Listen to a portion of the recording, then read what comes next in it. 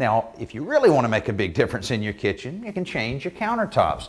Now, these countertops are plastic laminate, fairly inexpensive to install and fairly easy to change out. Laminate tops are typically one of two basic varieties, post-form or custom. Post-form tops are prefabricated with the backsplash attached to the countertop. This is the material you often find in the home centers.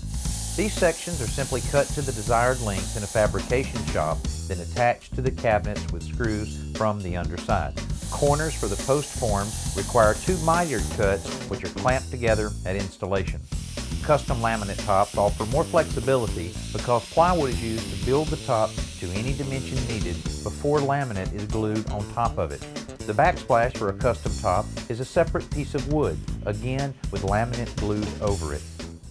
This homeowner has decided to change out all of his countertops, but instead of going back with plastic laminate, he's decided to upgrade to a material that used to be very expensive, and that's granite.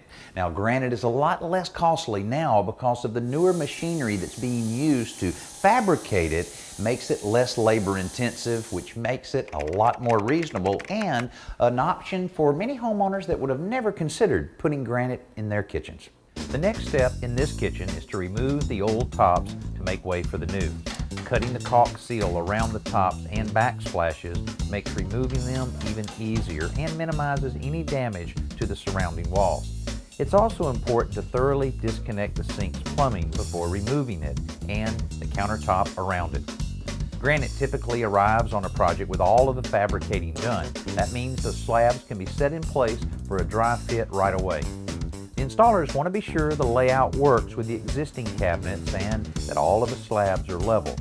Only when the location of each piece is perfect do these guys begin attaching the granite to the cabinet with adhesive and seaming the slabs together with epoxy. But the result is worth the effort. Because granite is a natural material, you're limited on the size of slabs that are used for kitchen countertops. So you have to put up with a seam here and there, but the installers did a pretty darn good job of making that seam disappear. Now, if you want a countertop surface that has no seams visible at all, then you need solid surface countertops. This man-made material is available in hundreds of different colors, and the methods they have of seaming the seams together with the adhesive and all of the sanding makes them completely disappear.